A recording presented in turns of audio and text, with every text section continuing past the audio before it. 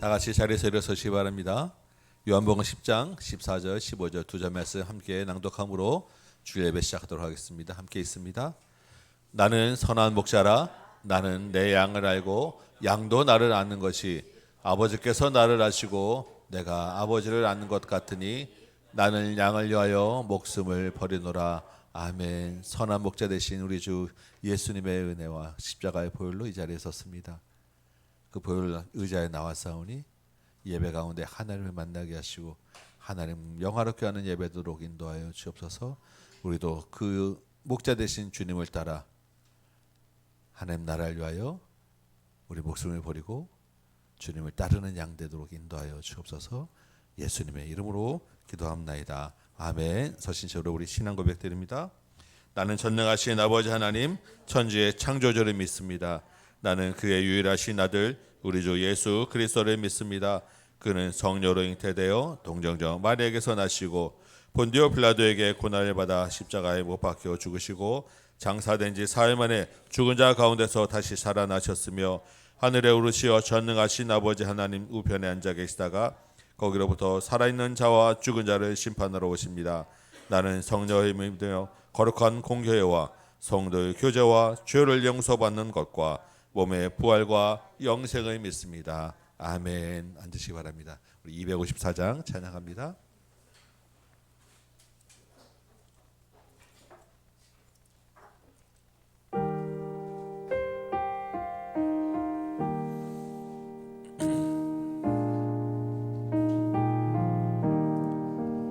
내 주의 보혈은 정하고 정하다. 내 죄를 정케 하신 주 나로라 하신다. 내가 주께로 지금 가오니 십자가의 보혈로 날 씻어 주소서.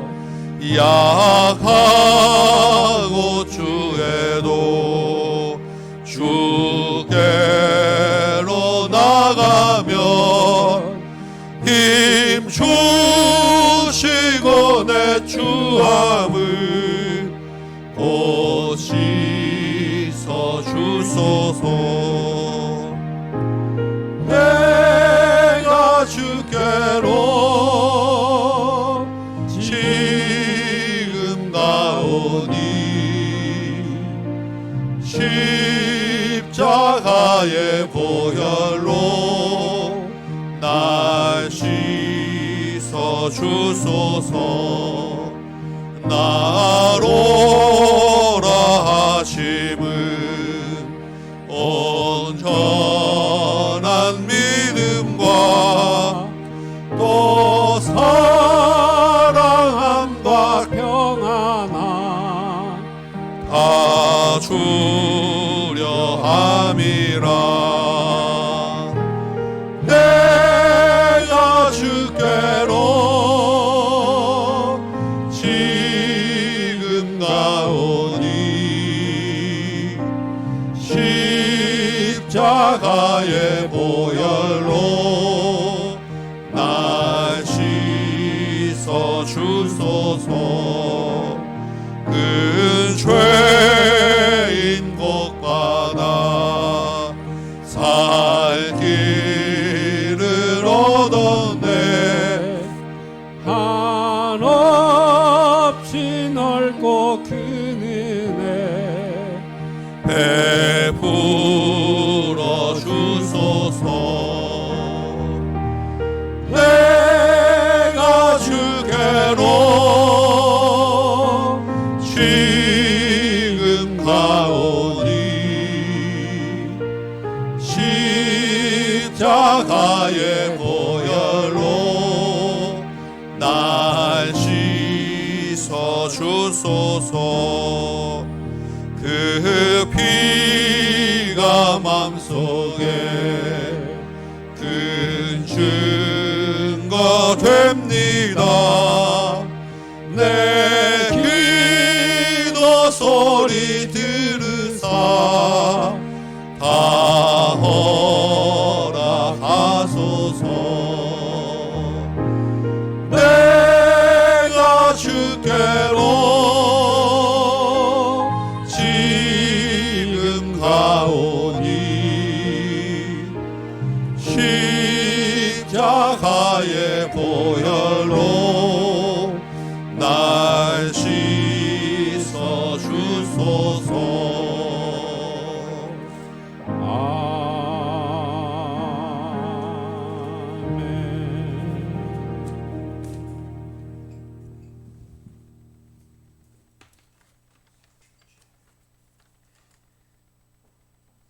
우주 만물을 창조하신 전능하시고 유일하신 하나님 아버지를 찬송합니다.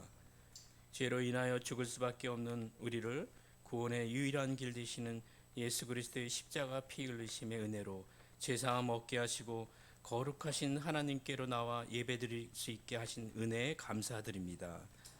우리의 마음을 성령께서 정결하게 하사 거룩한 예배에 합당한 마음으로 살아계신 하나님께만 찬송과 영광과 존귀를 올려드리는 예배가 되게 인도하옵소서. 지난주 말씀을 통해 한 주간 제자로서의 삶을 회개합니다. 주님께 전부를 드리는 온전한 제자의 길을 걷고 싶지만 마음에서 걷잡을 수 없이 번지는 탐욕인 돈, 관계, 어려움 앞에서 작아지는 우리의 믿음을 고백하며 회개하오니 우리를 불쌍히 여기사 예수님의 보혈로 씻어주시고 용서하여 주옵소서. 이제는 우리가 작은 것부터 깨트리는 믿음을, 순종을 주님을 위하여 깨트리며 살아갈 때 우리의 것들을 풍성한 주님의 사랑과 은혜로 채워 주시옵소서. 공의로우신 하나님, 극심한 분열과 갈등으로 상처받은 이 나라를 긍휼히 여겨주사 치유와 회복의 은혜를 부어 주옵소서. 다음 달에 대통령 선거가 있습니다. 하나님 마음에 합한 후보자가 당선되어 이 나라를 정의와 공의로서 다스리는 나라가 되게 도와주시옵소서.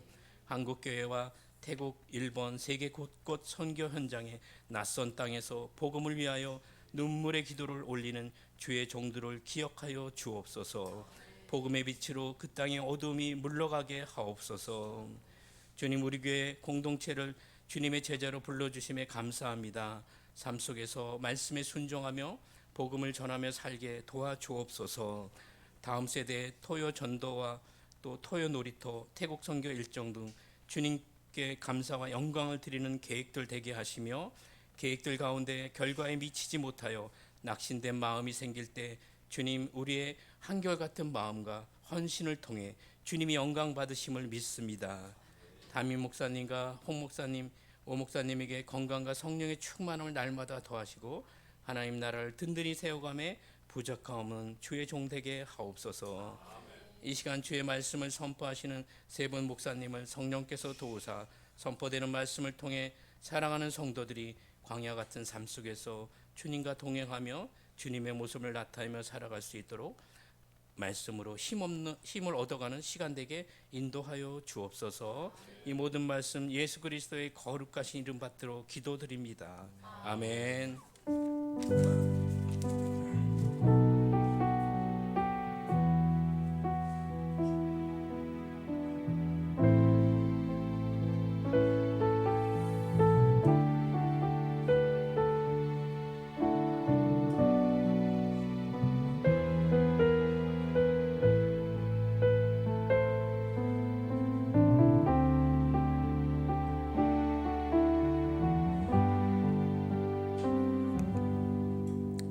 할렐루야. 네, 오늘도 하나님 우리에게 말씀을 들려주셔서 감사드려요. 네, 오늘 어린이 설교는 다 드리고 안 넘어갔대. 다 드리고 싶어요라는 말씀으로 하나님 말씀 듣겠습니다. 자, 저 어린이가 지금 우리 하나니까 모두들 어린이 같은 마음으로 들으시길 바랍니다.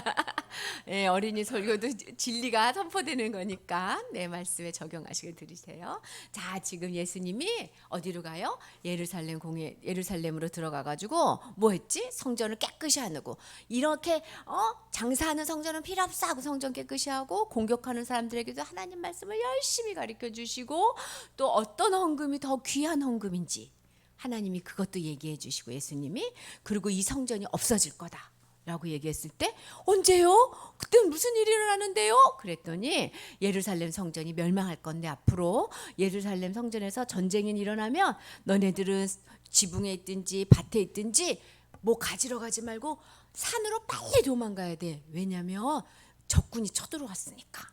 그리고 세상이 망할 때도 있는데 그때 니네들이 뭐 해야 되냐면 진짜 조심해야 돼. 왜냐면 이 사람 저 사람들이 내가 예수다 그러면서 기적을 베풀면서 너희들을 말씀에서 떠나서 하나님을 미혹하게 하는 그런 일이 벌어질 거야. 그때 또 너희들을 어떻게 하는 줄 알아? 잡아갈 거야. 그리고 막 재판받을 거야. 근데 너희들이 거기서 하나님의 말씀 열심히 전하며 온 세상에 예수님이 오셨어요 라는 복음의 소리가 전파될 거야. 그리고 하늘에서 별과 해가 빛을 잃고 나면 예수님이 하늘로부터 내려와서 자기를 믿는 사람들을 다 모아서 천국에 들어가는 일이 있을 거야 라고 마지막 날 있을 일까지 다 설교해 주셨어요.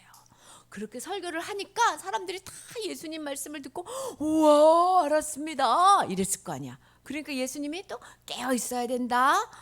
언제 예수님이 올지 모르니까 게으르게 있지 말고 늘 예수님 만날 생각해. 내일이라도 예수님 만나야지. 나 예수님한테 무슨 얘기해야지. 이런 얘기 생각을 하면서 살아야 돼 라고 얘기하셨어요. 그랬는데 사람들이 말하는 거야.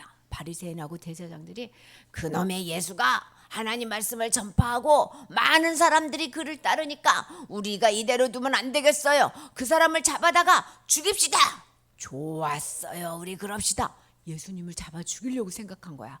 그런데 사람들이 지금은 너무 좋아하니까 사람들 조금 없을 때 아무도 모르게 싹 잡읍시다. 그래서 수건 이제 예수님을 죽이려고 사탄이 사람들 안에 들어가 가지고 막 작전을 짜기 시작했어. 예수님이 죽을 날이 가까이 왔거든.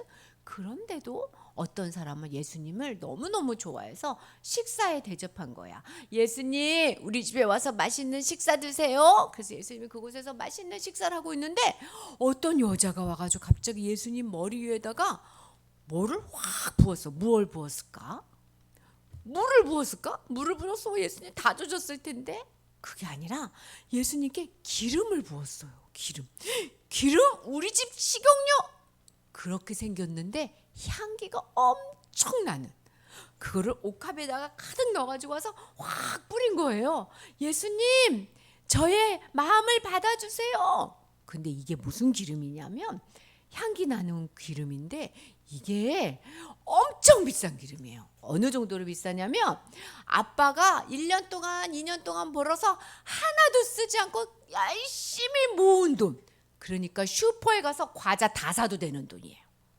과자도 사고 장난감도 사고 슈퍼에서 내가 갖고 싶은 거 다 사도 되는 그렇게 어마어마한 돈. 여러분 뭐 갖고 싶어요? 장난감? 곧 어린이날이죠. 그거 100개도 살 수 있는 돈이야. 우와 이렇게 비싼 향유를 그래서 이 향유는 엄청 귀해서 사람들이 딱 한 방울씩 써요. 똑. 근데 똑만 해도 어떻게 되냐면 온 집에 냄새가 확 풍기는 거예요. 쫙 냄새가 풍기는 그런 아주 비싼 향유인데 이거를 세상에 똑 떨어뜨려야 되는데 이 여자분이 예수님에게 확 부었어. 그러니까 냄새가 나겠어요 안 나겠어요? 엄청난 거야. 엄청나고 사람들이 우와 냄새다. 동시에 뭐야? 우와 비싼 돈인데 저거 놔주면 내가 가서 장난감 엄청 샀을 수 있는데 맛있는 거 엄청 먹을 수 있는데 이런 생각이 쑥 들어간 거야. 그래서 제자 중에 하나가 화가 났어. 아니 그 비싼 향유를 이렇게 다 부으면 어떡해요? 자기 달란 말 하기는 좀 미안하잖아. 그러니까 돈 없는 사람 주면은 먹을 걸 얼마나 많이 살 수 있는데 이렇게 땅에다가 다 부으면 어떡해? 그리고 막 화를 내니까 예수님이 그러지 마라. 이 여자는 나를 사랑해서 그러는 거야. 내가 이제 곧 죽게 될 거니까 내가 죽기 전에 나를 기념하려고 나한테 향수를 다 부어준 거야. 앞으로 이 여자의 아름다운 마음은 계속 몇 년이 흘러도 니네들한테 전파돼야 된다 라고 얘기하셨어요. 봐봐, 예수님은 뭘 보셨냐면 돈을 보지 않고 드리고 싶은 마음을 봐요. 예수님 뭐 본다고? 마음을 봐. 근데 돈을 드리는 게 더 쉬워. 사실은 마음을 드리는 게 더 어려워요. 지금 이 시간에도 우리 똑같이 예배 드리고 있어도 마음을 드리는 예배 드리는 사람은 몇 명 안 될 수 있어요. 마음을 드리는데? 예수님께 마음을 드리는 건 사실은 돈 드리는 것보다 어려워. 근데 마음을 드리는 사람은 돈 드리는 게 쉬워져요. 돈 드리는 게. 그 예수님이 여자분이 아이고 저 비싼 돈을 이렇게 안 보고 아이고 이렇게 큰 사랑의 마음을 예수님이 그렇게 보시고 나서 그 마음을 예수님이 싹 받으셨어. 싹 받으시고 뭐라 하냐면 이 마음이 계속해서 예수님은 마음을 받으신대. 예수님을 마음을 받으신대. 이게 막 전파되기를 원하셨어요. 예배 시간은 하나님께 마음을 드리는 시간이에요. 어떤 사람은 몸만 와서 이것도 아주 중요한 거예요. 그런데 어떤 사람은 진짜 마음까지 갖고 오려고 그래요. 예수님이 이 얘기하는 거예요. 얘들아, 너희들 마음으로 와야 돼. 마음을 끄트려야 돼. 알았지? 라고 얘기하시는 거예요. 근데 이 여자가 어떻게 이렇게 마음을 드릴 수 있었냐면은 얼마 전에 예수님이 왔을 때 예수님의 말씀을 쫑긋하고 들었어요. 여러분 마음을 드리려면 억지로 안 돼요. 하나님은 억지로 마음 달라고 안 해. 먼저 말씀으로 많이 듣게 해주세요. 말씀을 많이 들을 때 어떻게 되냐면 하고 깨달아져. 이래야 마음을 드릴 수 있어. 그런데 그걸로는 다 마음 못 드려. 하나님 그런 분이구나. 하나님 그런 분이구나.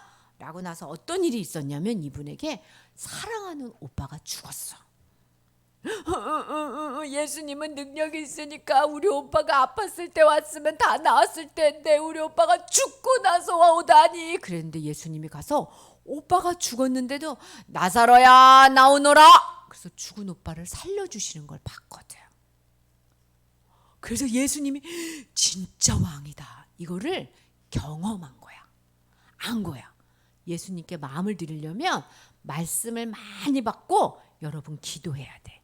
그리고 예수님을 경험해야 돼. 근데 한 번만? 아니, 우린 맨날 잊어버려.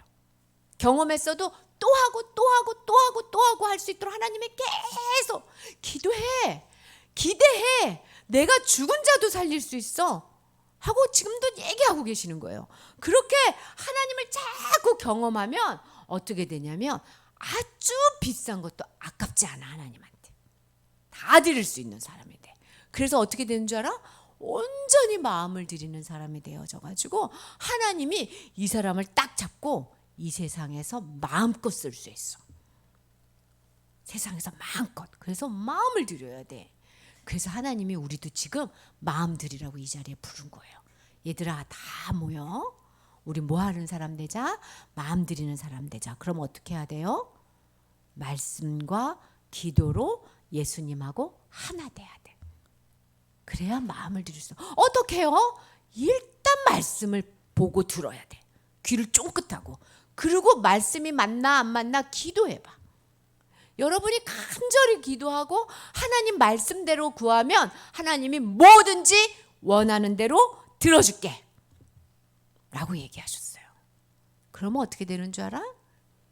폭풍 속에서 건져주시는 하나님을 경험해. 내 영혼을 지옥에서 건져주는 것뿐만 아니라 어려울 때 하나님 하고 하나님 생각이 빡 나서 나를 탁 건져주셔. 또 어떻게 되는 줄 알아요? 어디로 가야 될지 모르겠어요 할 때 하나님이 탁 빛으로 인도해 주셔. 이걸 어떻게 하느냐 알아? 기도하고 말씀 보면 보여요. 이렇게 하면 되겠구나. 이렇게 하나님 한번 가볼게요. 하나님 이 길을 원하세요 하고 하다 보면 길이 탁 열리는 걸 경험하는 거야. 이게 바로 나사로가 살아나는 거예요. 이거 없잖아요. 그럼 교회 오래 못 다녀. 장담할 수 있어. 40전에 아무도 교회 못 다녀요. 이거 경험 못하면. 말씀대로 배우고 말씀대로 기도하고 말씀대로 경험해야 계속 하나님 앞에 나올 수 있어요. 하나님이 그 얘기 하시는 거야. 마리아야, 마음을 채워줄게. 말씀대로 받고 자꾸 기도해. 내가 너와 함께하는 거 보여줄게. 그래서 마리아처럼 우리 마음을 드리는 사람 돼요. 우희씨, 우희군 지금 계속 교회 나오죠? 하나님 말씀 들으려고 하나님이 우희 기도도 들어주세요. 우희도 기도하세요. 알았죠? 네, 아멘. 우리 기도할게요. 하나님, 나도 마음을 드리고 싶어요. 근데 내 마음대로 되지 않아요. 말씀을 귀로만 듣지 않고 마음으로 듣고 그 마음 속에서부터 나오는 기도로 하나님께 나아갈 수 있게 해주세요. 하나님 경험하게 해주세요. 그래서 하나님께 마음을 드리는 자리까지 갈 수 있게 도와주세요. 예수님 이름으로 기도합니다. 아멘. 아멘. 예. 귀로 듣은 말씀을 마음에 받기 위해서 우리가 암송을 해야 됩니다. 예, 입으로 먹어야 이게 마음에 들어오거든요. 이번 주 암송 말씀 같이 봅시다. 우리 예전에 암송 한 두어 번 했던 말씀이에요. 마가복음서 굉장히 중요한 말씀인데 다시 한번 암송하도록 합니다. 한번 같이 읽어보겠습니다. 시작. 인자가 오는 것은 섬김을 받으려 함이 아니라 도리어 섬기려 하고 자기 목숨을 많은 사람의 대속물로 주려 함이니라. 아멘. 다 외웠던 것이니까 한번 빠르게 복습해 보시기 바랍니다.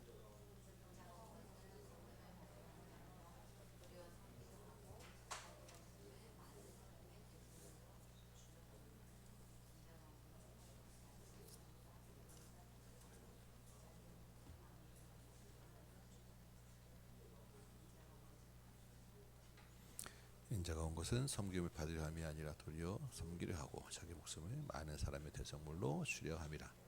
인자는 것은 섬김을 받으려 함이 아니라 섬기려 하고 자기 목숨을 많은 사람의 대속물로 주려 함이니라. 네. 네. 외웠던 것이니까 기억이 많이 나시죠? 같이 한번 연습해 봅시다. 시작. 인자가 온 것은 섬김을 받으려 함이 아니라 도리어 섬기려 하고 자기 목숨을 많은 사람의 대속물로 주려 함이니라. 네, 한번 더 해봅니다. 시작. 인자가 온 것은 섬김을 받으려 함이 아니라 도리어 섬기려 하고 자기의 목숨을 많은 사람의 대속물로 주려 함이니라. 아멘. 네, 일어나서 한번 해봅시다. 네. 암송하면서 이 말씀을 우리 마음에 같이 심는 것입니다. 네, 함께 한번 외워보도록 하겠습니다. 시작. 인자가 온 것은 섬김을 받으려 함이 아니라 섬기려 하고 도리어 섬기려 하고 자기 목숨을 많은 사람의 대속물로 주려 함이니라. 아멘. 오늘 우리에게 주신 말씀입니다. 마가복음 14장 17절에서 21절까지 말씀 제가 읽겠습니다. 마가복음 14장입니다. 17절에서 21절까지 말씀 받도록 읽겠습니다. 17절 말씀입니다. 저물매 그 12를 데리고 가서 다 앉아 먹을 때 예수께서 이르시되 내가 진실로 너희에게 이르노니 너희 중에 한 사람 곧 나와 함께 먹는 자가 나를 팔리라 하신대 그들이 근심하며 하나씩 나는 아니지요 하고 말하기 시작하니 그들에게 이르시되 12 중에 하나 곧 나와 함께 그릇에 손을 넣는 자니라. 인자는 자기에 대하여 기록된 대로 가거니와 인자를 파는 그 사람에게는 화가 있으리로다. 그 사람은 차라리 나지 아니하였더라면 자기에게 좋을 뻔하였느니라 하시니라. 아멘. 앉으시기 바랍니다. 네, 오늘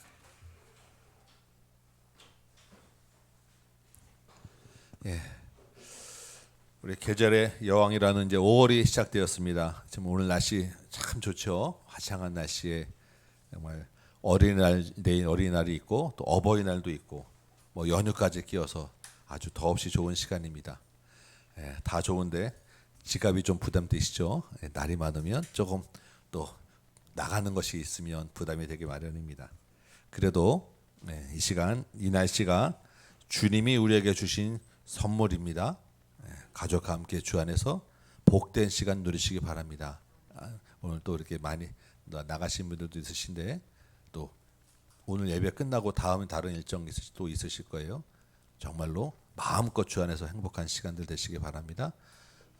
특별히 우리 어린이날에는 교회에서 우리 학생부하고 어린이부까지는 선물을 좀 준비했는데 우리 다음 주에 우리 빠진 아이들이 있어가지고 어린이부 줄라 했는데 어린이부가 없어요. 네, 그래서 다음 주에 우리 같이 한번 또 전달하고 축복하도록 하겠습니다.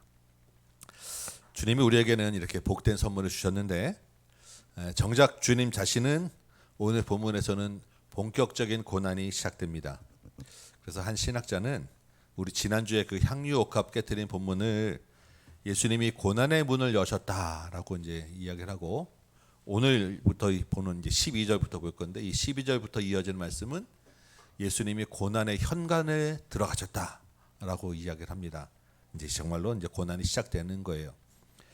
그래서 우리만 즐기기는 참 죄송한 마음이고 주님은 이제 고난을 시작되셨는데 참 그렇긴 하지만 이것도 주님이 우리에게 허락하신 본문입니다. 그래서 주님이 또 우리에게 고난 쪽에서 주신 말씀이 있겠거니 생각하면서 우리 한번 십자가 달리기 전날 밤에 있었던 일들 한번 살펴보도록 하겠습니다.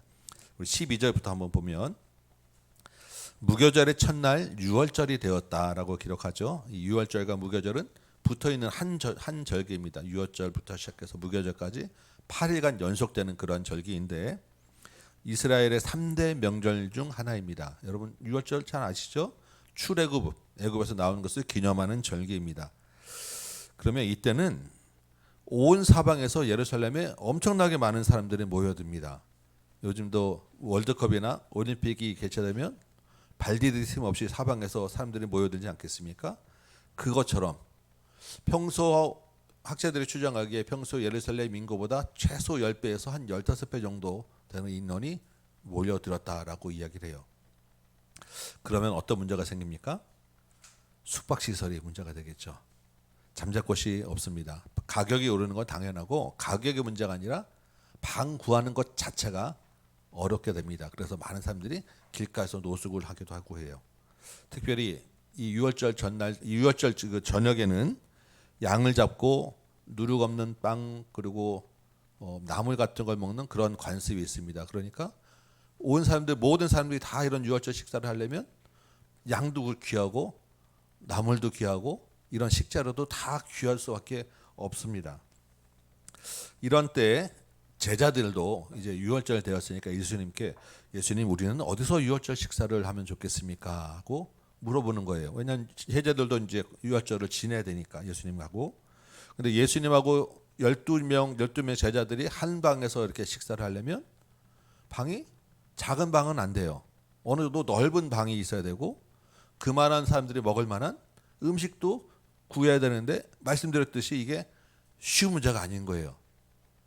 그래서 제자들이 이런 생각과 이런 상황을 고려하면서 예수님 우리는 어떻게 하면 좋겠습니까?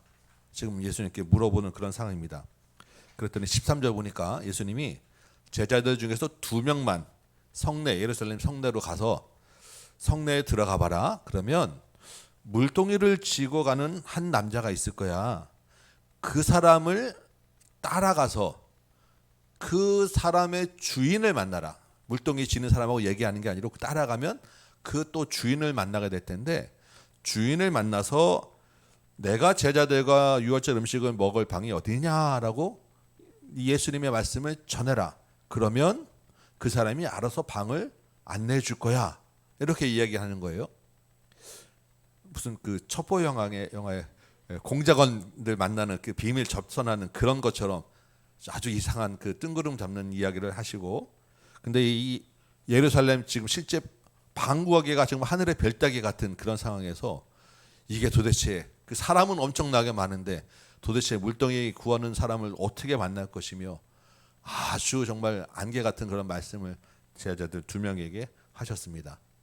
근데 사실은 이 방이 또 굉장히 중요한 게 아직 예수님이 잡히기 전이기 때문에 제자들하고 안전하게 예수님 계신 곳이 노출되지 않는 상황에서 식사를 해야 되는 그런 문제도 있으니까 굉장히 사실 어려운 숙제를 제자들 2명에게 주셨어요. 근데 예수님이 아마도 그렇다고 하면 이게 그냥 가서 무조건 하라는 게 아니고 사전에 미리 어느 정도 얘기가 된 상황이라는 것을 우리가 알 수 있습니다. 아마도 그때 당시 이제 보통 물동이를 지고 가는 것은 여자들이 하는 일이었어요. 근데 남자가 물동해지고 있다면 눈에 딱 띄게 되었을 것입니다. 그러니까 그게 아마 이 제자들이 알아보는 서로 간에 약속된 표시였던 것 같아요. 그러니까 그 사람을 따라가서 만나는 누군가하고 예수님이 사전에 그러한 약속들을 해놓고 이 제자들에게 이렇게 가면 만날 거야라고 해서 제자들을 이제 보내는 장면입니다. 제자들이 2명이 직접 가보니까 진짜 물동해지고 서 있는 남자가 있었고 그 남자를 따라가니까 한 주인이 나왔었고 주인이 큰 다락방을 예배해 주면서 여기서 식사를 하시오라고 안내를 해주고 제자들이 좀 비쌌겠지만 양은 없었어요. 근데 나물하고 떡하고 준비해서 식사 준비를 했습니다. 보통 6월절이면 어린 양이 있어야 되는데 예수님의 식사에는 양은 없었어요. 왜 없었겠습니까? 예수님이 양이시기 때문에 6월절 양이 자신이기 때문에 양은 따로 준비하지 않은 거예요. 이 장면을 우리가 이제 생각을 하면서 예수님이 지금 이렇게 제자들을 보내고 이렇게 복잡한 그 명절에 제자들과 6월절 식사를 준비하는 그 예수님의 마음이 어떠했는가 우리 한번 생각해 보시기 바랍니다. 지금 예수님은 이제 이 밤이 지나면 그 다음 새벽부터 끌려가서 고난을 받고 십자가에 돌아가시게 되어 있습니다. 그것을 예수님은 이미 알고 계셨어요. 자기가 이제 이게 마지막 밤이고 그 다음부터는 이제 계속해서 이제 고난만 남았다라는 것을 지금 알고 계셨습니다. 여러분이 예수님이라면 지금 이 시간이 어떤 마음이시겠어요? 얼마나 지금 괴로운 시간 아니겠습니까? 몇 시간 안 남은 이 시간, 마음이 정말 힘든 시간입니다. 무슨 식사할 마음이 들고 밥맛이 있겠습니까? 뭐 명절이고 뭐고 뭘 하고 싶은 마음이 다시 들겠습니까? 굳이 한다면 어떻게 하면 좀 덜 아플까? 어떻게 하면 이 고난을 좀 피해갈 방법이 없을까? 이 길을 좀 안 갈 수 있는 방법은 뭐 없을까? 이 정도 고민할 정도나 우리가 하면서 그냥 정말 낙심하고 있지 무슨 밥을 먹고 뭘 하고 이런 마음 생각이 안 들었을 것 같아요. 그런데 지금 예수님은 어떻습니까? 전혀 그런 슬퍼하거나 낙심하는 모습이 없습니다. 오히려 제자들과 식사할 준비를 미리 사전에 다 준비하고 그것들을 하나씩 해 나가시는 거예요. 자리 구하기 쉽지 않을 것까지 계산해서 미리 다 스스로 다 예약해 놓고 제자들 보내고 준비하게 나가는 그런 모습을 보게 되는 것입니다. 우리 17절 그 다음 오늘 읽었던 단락 볼까요? 드디어 이제 날이 저물어서 예수님이 제자들과 식사를 합니다. 식사하는 중에 폭탄 선언을 하셨어요. 너희들 중에 한 사람이 곧 나와 함께 먹는 자는 지금 제자들밖에 없잖아요. 너희 제자들 중에 한 사람이 나를 배반할 거야. 나를 팔 거야. 내가 진실로 말하노니 하면서 강조해서 예수님이 말씀하시는 것입니다. 밥 먹다가 제자들이 깜짝 놀랐겠죠. 욱 하고 막 입에 있는 거 막 토해내기도 하고 허걱하면서 정말 놀라는 그런 난리가 났을 장면입니다. 제자들이 근심하면서 하나씩 예수님께 물어요. 예수님, 나는 아니지요? 나는 아니지요? 그래, 너는 아니야. 이 말 듣고 싶은 정말 조마조마한 마음으로 나는 아니지요? 한 명씩 묻습니다. 이렇게 나는 아니지요라고 묻는 그 한 명 중에 누가 있었겠습니까? 가룟 유다도 있어요. 이미 다 모의하고 왔음에도 불구하고 그 자리에서 앉아서 나는 아니지요? 라고 예수님께 물으며 넘어가고 있습니다. 예수님이 다시 한번 말씀하시죠. 20절 보니까 12 중에 하나 곧 너희 중에 하나가 나와 함께 그릇에 손 넣는 자가 바로 그 자야 라고 이야기하시는데 이 그릇이 개인용 그릇이 다 있으면 예수님이 그릇에 손 넣는 사람 딱 누군가 나오는데 이게 여러 명 같이 쓰는 공용 그릇이에요. 그러니까 소스 담아있는 그릇. 그러니까 예수님도 자고 이 사람 저 사람이 다 같이 손을 넣으니까 이것도 지금 누군지는 알 수 없어요. 그런데 예수님은 누가 팔지 아셨잖아요. 가룟 유다가 팔 것을 알았고 가룟 유다도 지금 자기를 가리켜 하는 말씀인 줄 알았을 거예요. 가슴이 철렁 내려간 어이구 이거 큰일 났다 들켰구나 라는 마음이 있지만 누군지 밝히질 않으니까 누군지 모르실 거야 라고 뻔뻔하게 앉으면서 지금 계속 밥 먹고 나는 아니지 하고 있는 장면입니다. 우리 같으면 저 같으면 당장 가룟 유다야 얘야 라고 하지 않았겠습니까? 그럼 어떤 일이 일어났겠습니까? 성질 급한 베드로가 펄떡 일어나가지고 벌써 바로 그냥 헤드락하고 딱 잡아 끄고 제자들이 전부 다 달려들어서 가룟유다를 꽁꽁 묶어가지고 예수님 팔로 못 나가게 막았을 거예요. 그런데 예수님은 그런 상황이 될 줄 뻔히 알면서도 그렇게 하지 않으셨다라는 거예요. 예수님이 일부러 제자들과 식사도 준비하시고 너희들 중에 내가 누군가는 나를 팔 거야라고 말씀하시면서도 끝까지 가룟유다를 지목하지 않으면서 식사를 하셨겠습니까? 21절 말씀에 있기 때문이에요.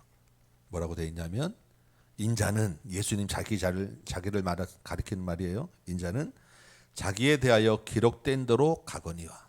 어디에 기록되어 있습니까? 성경에. 예수님은 지금 하는 이 모든 발걸음 하나하나가 성경에 기록된 대로 지금 하고 있다라는 거예요. 그래서 앞으로도 돌아가실 것도 성경에 기록된 대로 지금 그 길을 가고 있다라는 것입니다. 성경에 기록되어 있다라는 말은 뭐냐면 그게 하나님의 뜻이다라는 거예요.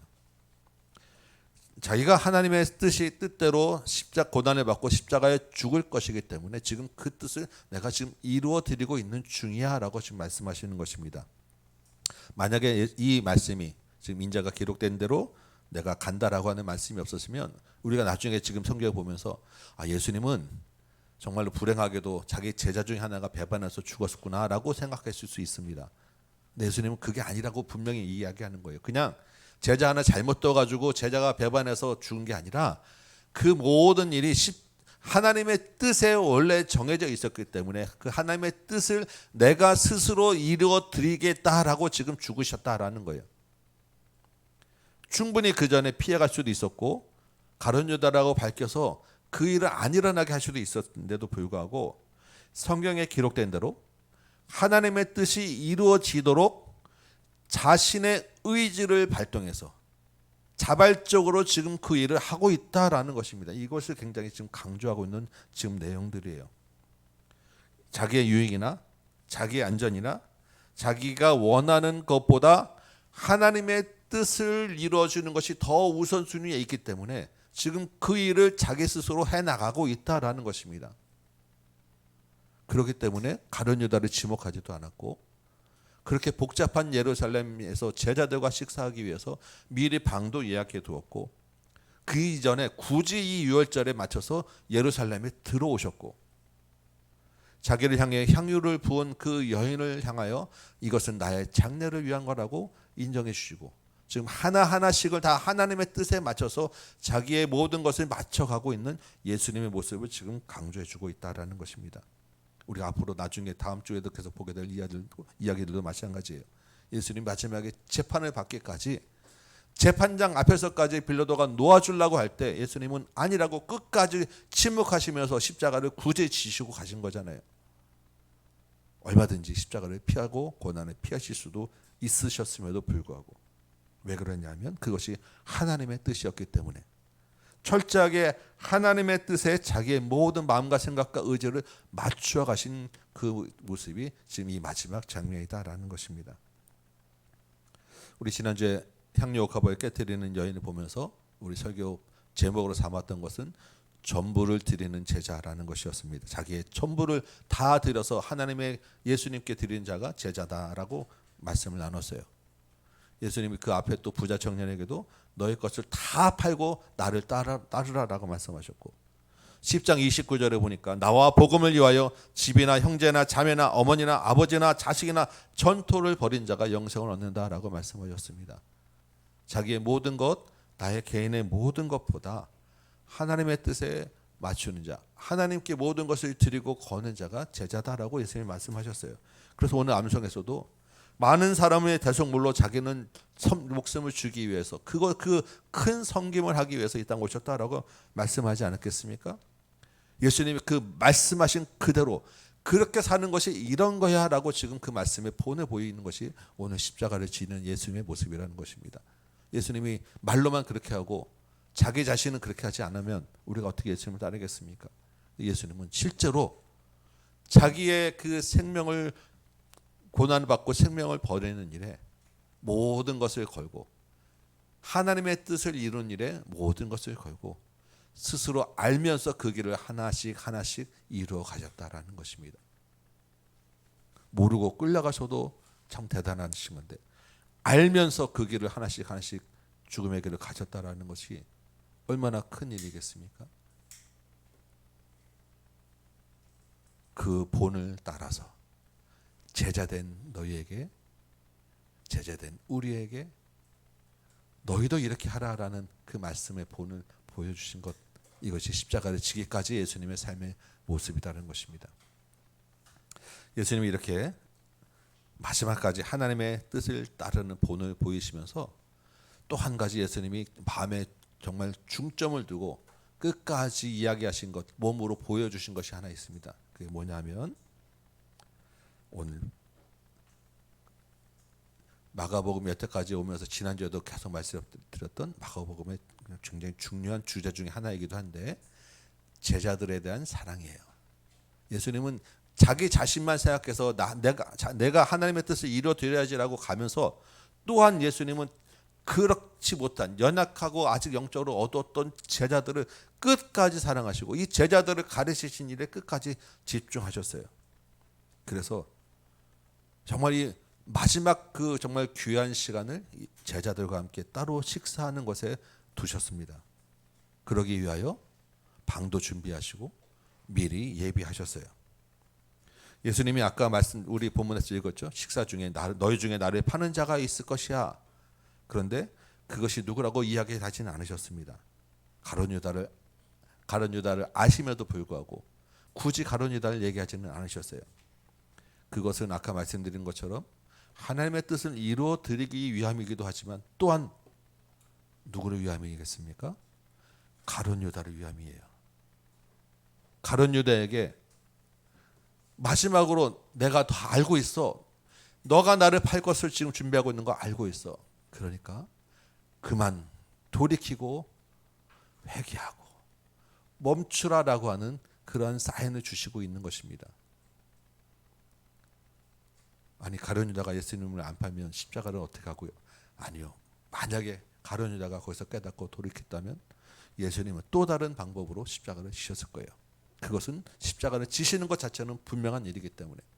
그렇지만 이 가룟 유다, 예수님과 함께 3년 동안 동고동락한 가룟 유다를 바라볼 때 그 영혼이 너무나도 불쌍하고 안타깝고 안쓰러워서 차라리 태어나지 않았으면 좋을 뻔했다라고 예수님이 정말 불쌍한 마음을 쏟아내시는 거예요. 그러면서 마지막에 베드로처럼 부인한 다음이라도, 예수님이 판 다음이라도 혹시 돌이킬 수 있는 그런 마음의 건덕질 하나 던져주시면서 내가 다 알고 이 길을 가고 있다라고 하는 말씀을 주고 계시는 것입니다. 가룟 유다까지도 끝까지 사랑하시는 예수님이셨어요. 가룟 유다를 사랑하시는데 다른 제자들은 오죽했겠습니까? 27절 보니까 제자들에게 또 말씀하시죠. 너희가 다 나를 버리고 도망할 거야. 구약 스가랴에 있는 말씀을 또한 인용하셔서 그것도 이루어질 것을 미리 말씀하셨습니다. 십자가 아래서 실제로 제자들이 다 도망갔죠. 이 말씀 왜 하시겠습니까? 다 도망가지만 그것도 이루어지리니까 거기서 끝나지 말고 다시 회개하고 너희는 정말 내 제자가 될 사람들이야라고 경고하시면서 알고 있으라고 말씀하신 거예요. 그래서 제자들은 아닙니다. 우리는 절대 그런 일 없을 거야 라고 이야기했지만 28절에 보니까 예수님이 뭐라고 말씀하시면 갈릴리에서 다시 만나자 라고 말씀하시는 거예요. 여러분 갈릴리가 어떤 장소겠습니까?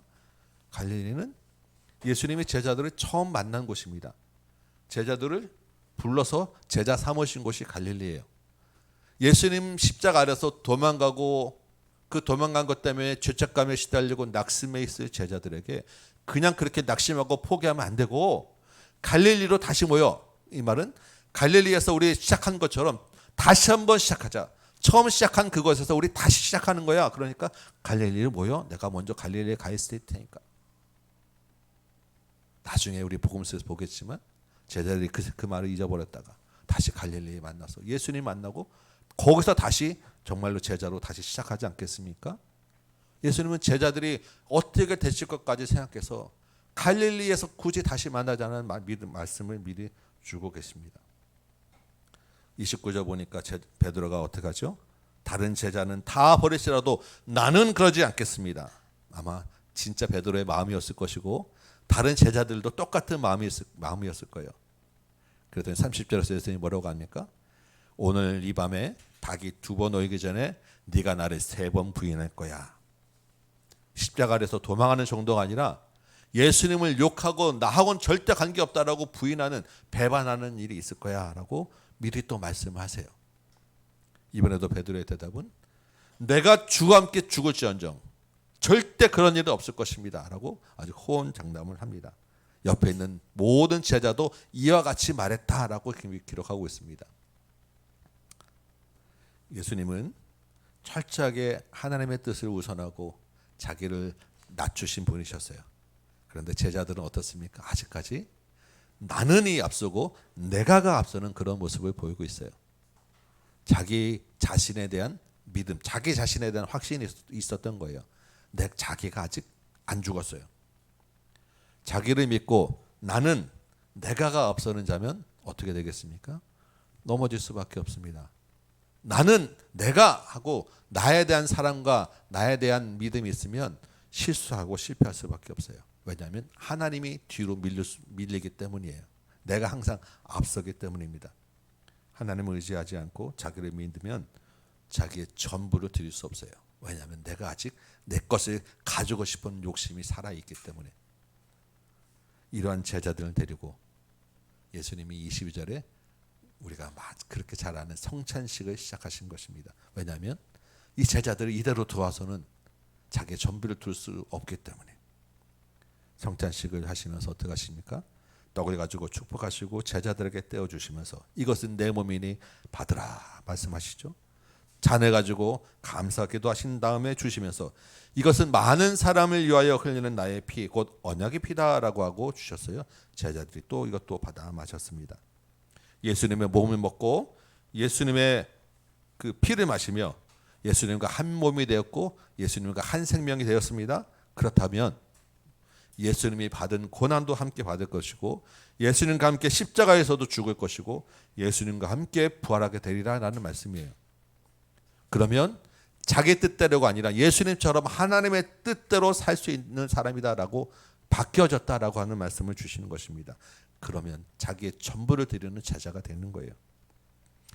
이 순간에는 제자들이 예수님이 주는 떡과 잔을 들 때 그때까지는 아직 그것을 깨닫지 못했을 것입니다. 그러나 예수님이 십자가를 에서 돌아가시고 부활하시는 것을 보면서 아, 이게 진짜로 예수님의 살과 피가 내 안에 들어오거다, 이 말씀이구나라는 것을 깨닫게 되면서 이 사람들은 정말로 예수님의 제자가 되었습니다. 우리 조금 있다가 이제 우리 또 성찬식을 합니다. 우리 앞에 이렇게 좀 준비를 해놨죠. 여러분 빵을 떼고 잔을 들면서 여러분 무슨 생각을 하십니까? 성찬식에 아직 참여하지 못하는 분은 이 성찬식 하는 장면들을 보면서 어떤 마음과 어떤 생각을 가지십니까? 우리가 예수를 다 믿는다고 여기 나와 있죠. 예수를 믿는다라고 하는 말은 예수님이 나의 주인이다라고 하는 말입니다.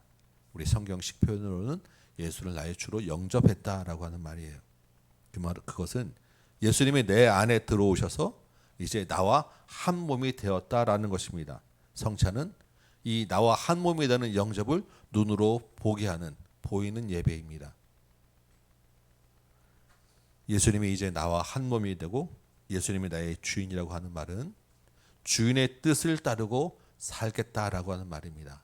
그러면 예수님과 한 몸이기 때문에 예수님이 살아가는 방식대로, 예수님이 생각하신 그 방식대로 나도 살고 그렇게 나도 생각하고 나도 그렇게 말하겠다라고 하는 말입니다. 예수님의 제자라는 말이죠. 예수님은 어떻게 하셨어요? 친히 하나님의 뜻을 이루어드리기 위해 자기의 모든 것을 버리는 삶을 사셨습니다.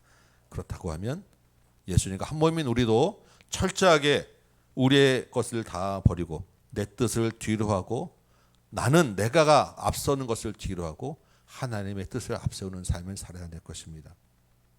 그렇다고 하면 우리에게도 이런 복잡한 명절에 정말 저기 가면은 방구하는 사람 만날 거라고 하는 무슨 첩보 영화에 나오는 그런 공작지령 같은 것들이 우리에게 주어질지라도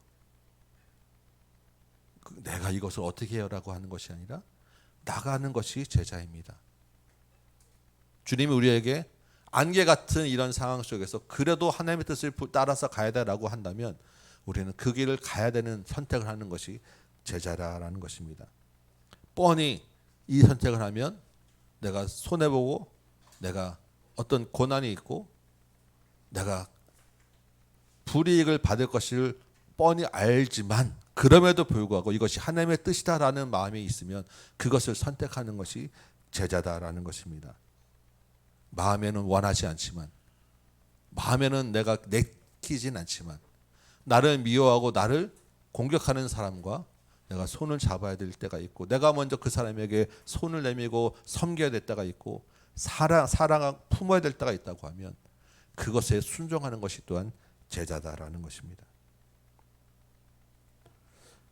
하나님의 뜻이 이것이다라고 하는 우리의 마음과 감동이 있고 분명하다는 믿음이 있으면 그 길을 따르고 선택하는 것이 제자다라는 말씀을 주시는 거예요. 그러기 위해서 주님이 십자가에 달리시고 우리 안에 들어오셔서 내 몸과 내 피가 하나가 되도록 하셨고 나를 끝까지 사랑하신다고 말씀하시는 것입니다. 여러분 우리가 하나님의 뜻을 어떻게 알 수 있겠습니까? 예수님은 성경에 기록된 대로 가신다라고 하셨죠. 하나님의 뜻은 성경에 있는 대로 예수님도 하나님의 뜻은 말씀에 기록된 것을 보고 하나님의 뜻을 알았다라고 하는 말이에요. 우리도 마찬가지 아니겠습니까? 우리도 말씀을 듣고 말씀을 읽고 배우는 것은 그 가운데 있는 하나님의 뜻을 알기 위함입니다. 여러분 우리가 세상에서도 도덕과 윤리를 배우는 것이 무엇이겠습니까? 그것을 통해서 인간이 살아가야 될 기본적인 기준과 가치관이 우리 안에 세워지는 거잖아요. 우리가 말씀을 읽고 배우는 그 모든 그 과정 통해서 우리 안에 하나님의 뜻이 이것이다라고 하는 기준이 세워지고 하나님의 뜻으로 볼 수 있는 그런 가치관이 형성되는 거예요. 그러면 이 성경의 구체적인 모든 사항들이 다 기록되어 있지 않지만 우리가 만나는 모든 상황에서 그렇게 주어진 생각과 가치관을 가지고 하나님의 뜻이라는 그 눈을 가지고 선택하고 결정하는 것이 바로 제자다라는 것입니다. 그렇게 하기 위해서 우리가 말씀을 듣고 읽고 배우는 거예요. 그런데 그럼에도 불구하고 우리 안에 또 뭐가 살아있습니까? 아직까지는 나는 아니요. 나는 그렇지 않을 거야 라고 하는 자기에 대한 믿음과 사랑이 아직도 살아있을 것입니다. 그래서 이것이 하나님의 뜻이라고 하는 마음의 감동이 있지만 한편으로는 그래도 내가 이거 할 수 있어 라고 하는 갈등이 있게 되고 고민이 있게 되고 선택에 있어서 한번 고민하는 그런 시간들이 있을 것입니다. 때때로는 나에 대한 사랑과 확신이 너무 커서 이렇게 하는 것이 하나님의 뜻일 거야 라고 스스로를 속이고 스스로를 마취시키는 그러한 일들도 우리 안에 또 있을 수 있습니다. 이 정도까지는 괜찮아. 여기까지는 하나님이 허용하신 거야. 이 정도까지는 그래도 하면 그냥 기본은 되는 거야 라고 하는 자기에 대한 기준을 아주 넓게 하고자 하는 마음도 우리 안에 있을 수 있어요. 제자들처럼 나는 주를 버리지 않겠다. 나는 저를 부인하지 않겠다라고 하는 그런 스스로에 대한 믿음과 확신이 아직까지 우리 안에 살아있을 수 있다는 것입니다. 그래서 지난주에 어떤 한 분을 만났었는데 예수님이 아주 잘 믿는 오랫동안 잘 믿는 분인데 같이 식사하고 이야기를 하는데 이런 얘기를 하는 거예요. 어떤 사람이 자기에게 좋지 않은 말을 좀 했다라고 하는 것입니다. 여러 사람이 있는 데서 자기 위신을 좀 깎는 자기 하는 일에 좀 간섭하고 개입해가지고 잔소리하면서 자기 위신을 좀 깎는 그런 이야기를 이제 했다는 거예요. 그래서 마음이 좀 상하게 되어서 이제 그 사람과 이제 말도 안 섞고 이제 관계를 안 하겠다. 아주 가까운 사이신데도 그래서 마음을 이제 그 이야기를 같이 밥 먹으면서 들었는데 한편으로는 또 이런 생각도 들더라고요. 아니 예수님을 그래도 잘 믿었는데 잘 믿는 사람인데 물론 자기의 평판도 중요하고 내 평판 중요하고 내 마음 상하는 거 정말 중요하죠. 그럼에도 불구하고 언제까지 그것을 내가 앞세우고 갈 것인가? 우리가 주님의 제자라고 한다면 예수님은 우리에게 어떻게 살라고 하시겠는가라는 생각을 마음에 하게 됩니다.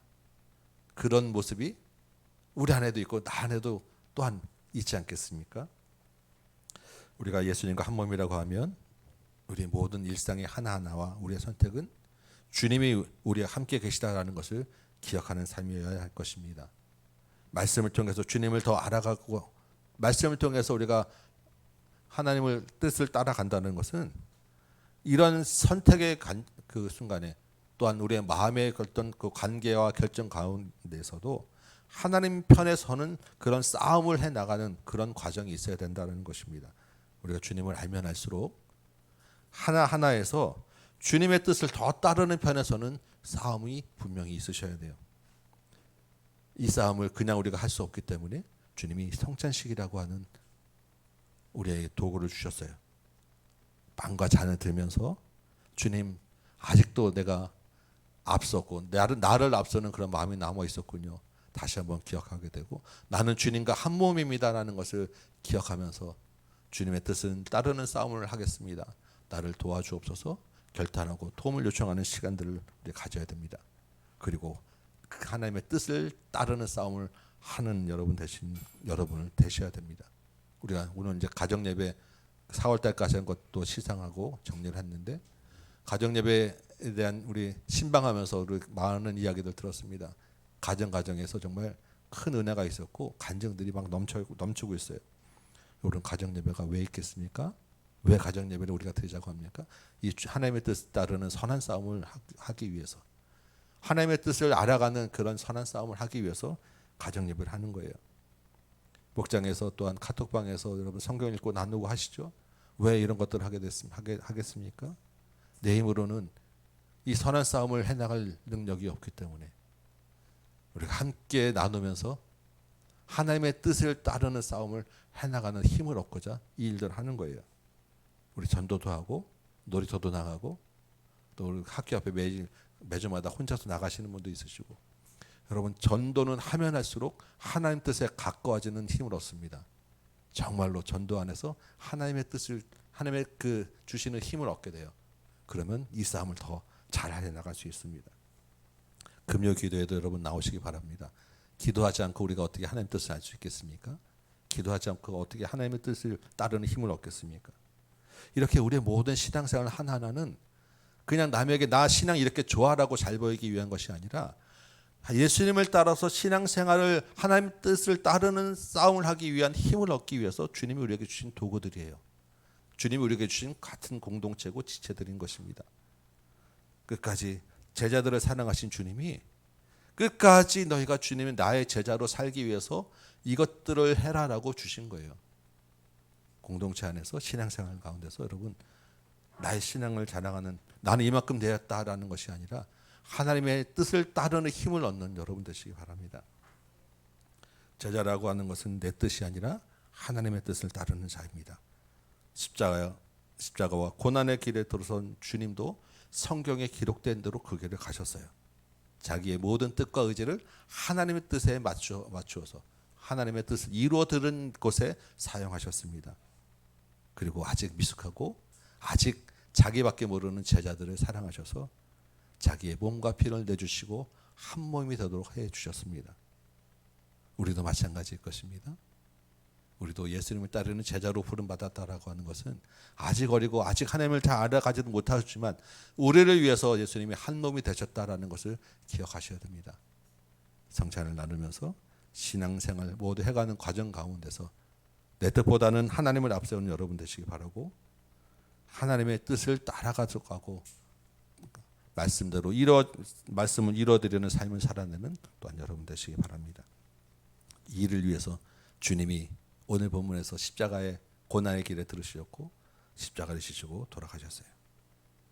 이 한 주간 가운데서도 십자가를 묵상하며 주님의 뜻을 이루어드리는 저와 여러분, 주님의 뜻 가운데 있는 저와 여러분 되시기를 주님의 이름으로 축원합니다. 우리 찬송 한 장하고 같이 기도합시다.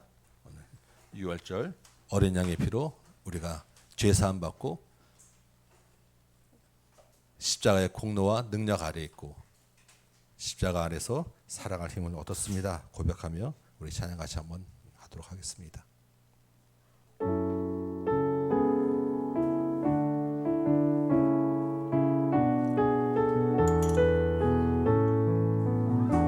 유월절 어린 양의 피로 나의 삶의 문이 열렸네. 저 어둠의 권세는 힘이 없네. 주 보혈의 능력으로 원수가 날 정죄할 때에도 난 의롭게 설 수 있네. 난 더 이상 정죄함 없네. 난 주 보혈 아래 있네. 난 주 보혈 아래 있네. 그 피로 내 죄 사했네. 하나님의 긍휼 날 거룩해 하시었네. 난 주 보혈 아래 있네. 난 원수의 어떠한 공격에도 더 이상 넘어지지 않네. 난 주 보혈 아래 유월절 어린 양, 유월절 어린 양의 피로 나의 삶의 문이 열렸네. 저 어둠의 권세는 힘이 없네. 주 보혈의 능력으로 원수가 날 정죄할 때에도 난 의롭게 설 수 있네. 난 더 이상 정죄함 없네. 난 주 보혈 아래 있네. 난 주 보혈 아래 있네. 그 피로 내 죄 사했네.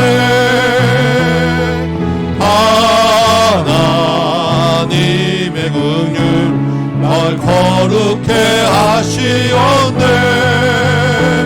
난 주 보혈 아래 있네.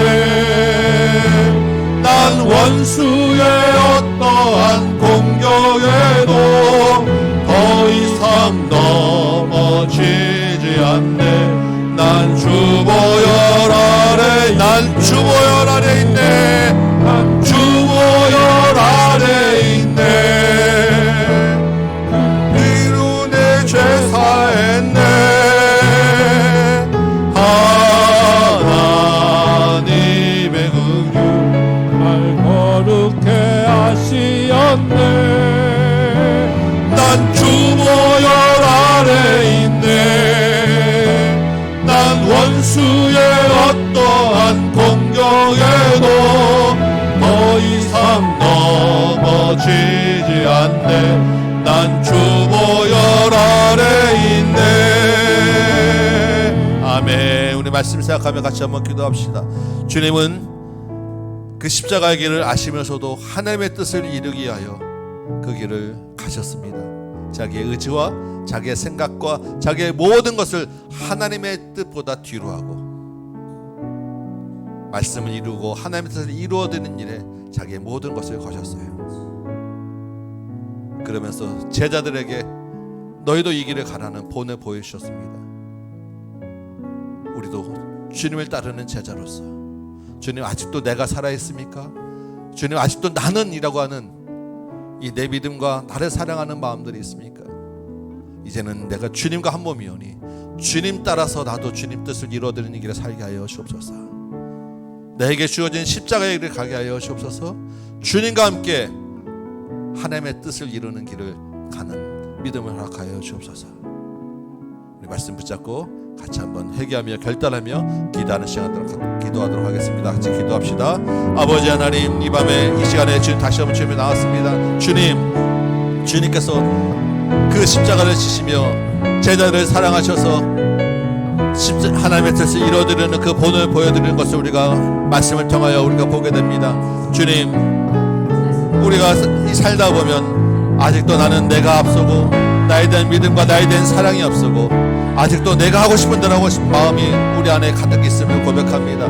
어리석고 미숙하고 아직 어린 제자들을 위하여 주님이 내 몸과 피를 받아 먹고 마시라고 말씀하셨듯이 아버지 하나님, 이 시간에 우리가 이 몸을 받고 주님의 피를 받고 마실 때 아버지 하나님, 우리가 주님과 하나 된 점이 있사오니 나는 죽고 내 안에 예수만 사는 점이 있사오니 주님 이 말씀 붙잡고 살아가도록 도와주옵소서. 주여 아버지는 이 말씀 붙잡고 이제는 주님의 뜻을 이루어드는 삶.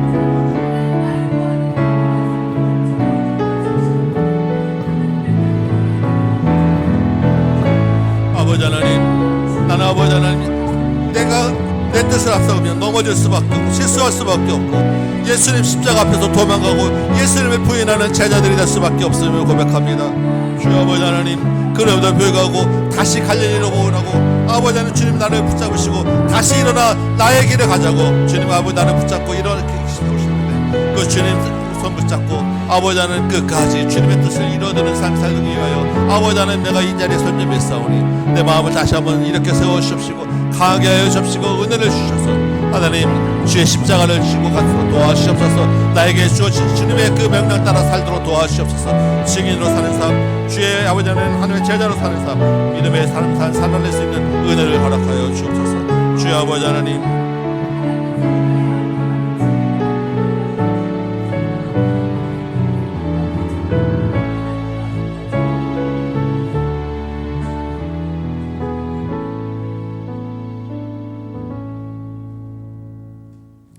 고맙고 감사하신 아버지 하나님, 나만 알고 나를 사랑하고 내 힘을 의지하는 미련하고 부족한 우리를 위하여 주님이 십자가를 지시고 믿음의 본을 보여주셨사오니 주님 이 길 주님과 함께 가기 원합니다.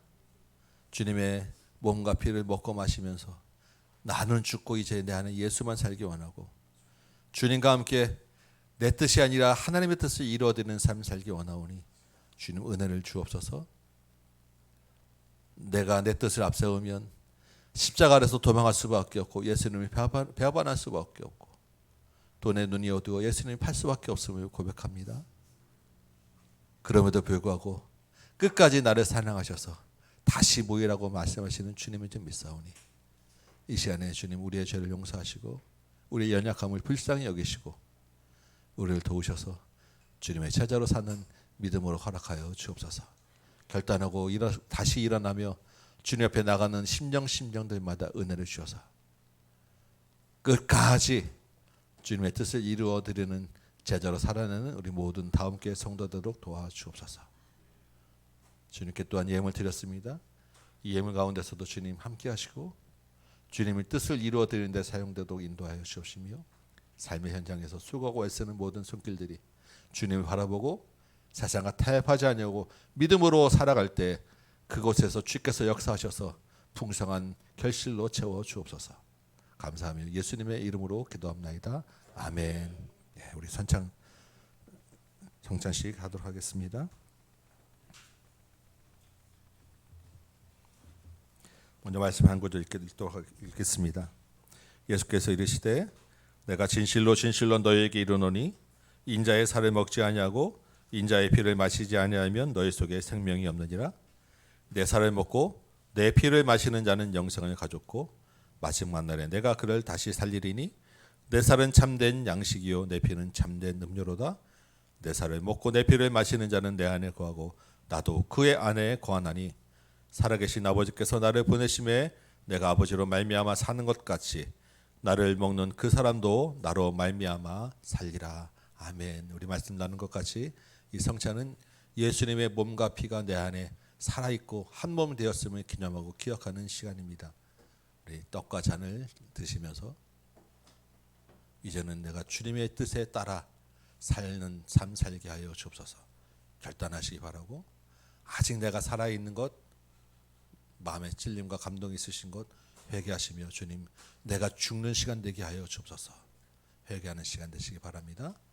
떡과 잔을 순서대로 오실 때까지 여러분 기도하시면 받습니다. 먼저 떡을 나누도록 하겠습니다.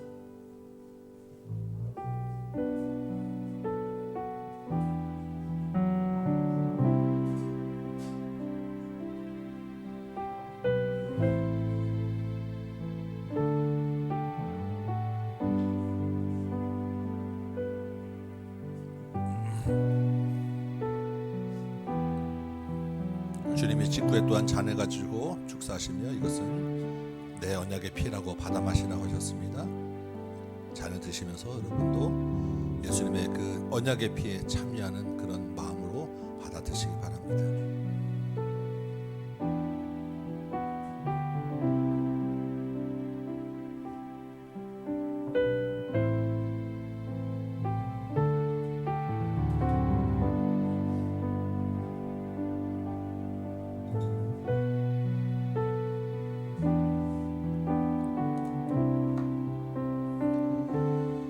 순서 오실 때까지 예수님의 사역과 표를 묵상하시며 기도하시다가 받으시고 마음에 결단하는 시간 되시기 바랍니다. 주님.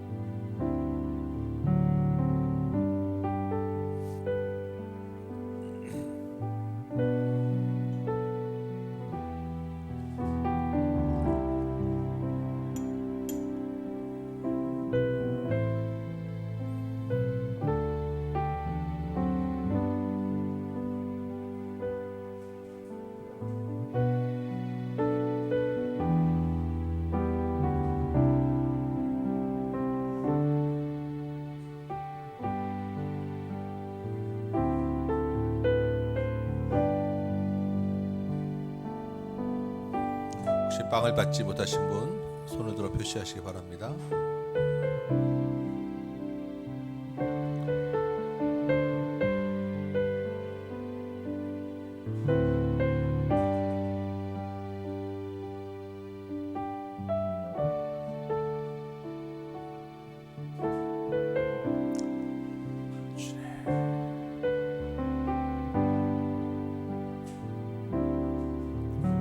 보혈을 지나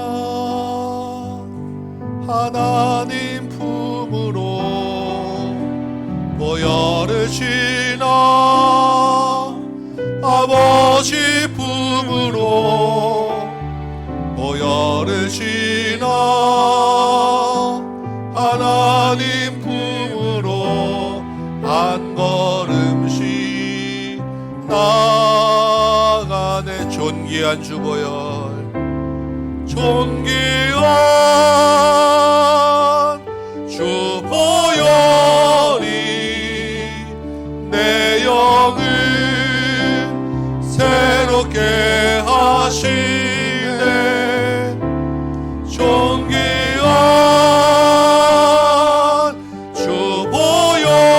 주보혈이 내 영을 새롭게 하네. 보혈을 지나 보혈을 지나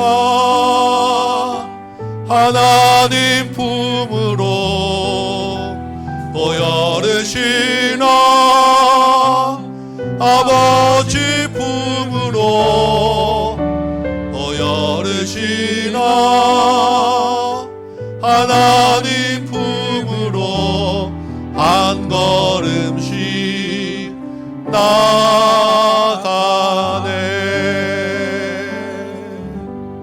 고맙고 감사하신 아버지 하나님, 주님의 몸과 피를 먹고 마시며 주님과 한 몸 되었음을 우리가 기억하며 기념하였습니다. 이로 우리의 모든 삶 가운데서 주님과 함께 주님의 뜻을 따르는 삶 살도록 도와주옵소서. 나는 완전히 죽었음을 고백하오니 이제 내가 다시 사는 그러한 싸움하지 않도록 도와주옵시고 주님과 함께 선한 길 선한 싸움 의의 열매 맺는 삶 살도록 인도하여 주옵소서. 예수님의 이름으로 기도합나이다. 이제는 우리 구주 예수 그리스도의 은혜와 하나님 아버지의 크고 무한하신 사랑하심과 성령님의 감화 감동 역사하심이 여기 모인 모든 심령들 머리머리 위에 각 가정 위에 주의 몸된 제단 위에 조국교회와 선교의 현장 위에 이제부터 영원토록 함께 계실지어다. 아멘.